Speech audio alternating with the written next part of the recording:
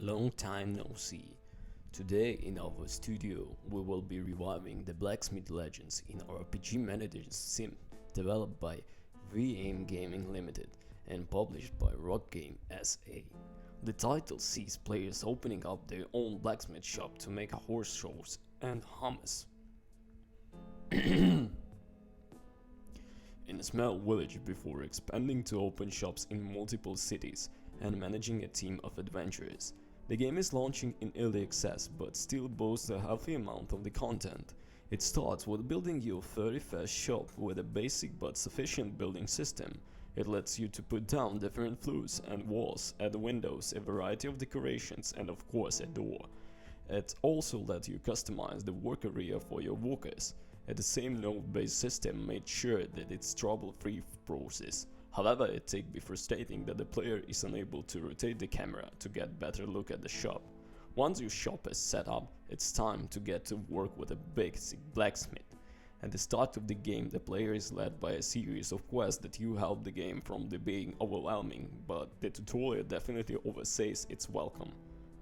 Once that is on your way, you're free to really start going.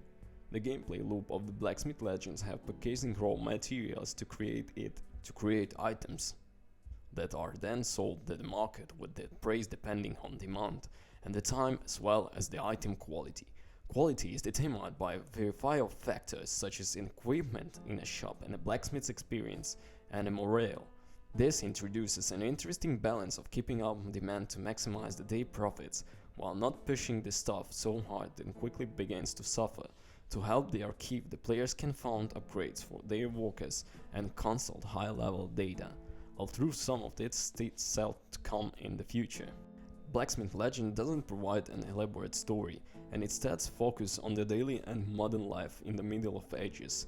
Quests are mostly errands in which players craft a specific numbers of articles for a client without working any questions. Some quests, however, include characters who can be considered bad, such as thieves, and contain a little more background, making players accomplices if they decide to provide weapons to criminals. Players earn a good or bad reputation depending on what quest they decide to complete, or which course they take at certain times. In the end, decisions of the simple blacksmiths are going to impact the whole kingdom. Heroes can be hard to explore the world in multiple points of interest. There are the old towns, mines to get the new resources from, and dungeons with the enemies to defeat. Sometimes the heroes are also able to grab the materials while they explore. Enemy encounters they are automatically resolved with players only seeing cards representing the combatants hitting each other.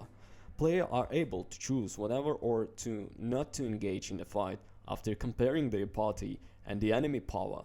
But that is the extent of combat interaction and feels like a combat would be more fun with some direct engagement. Beside the mechanics, players can hire other workers to help with the tasks such as crafting ingots and potions. More helps to be hired as the blacksmith gains fame, with both heroes and workers need to be paid wages at the end of each week.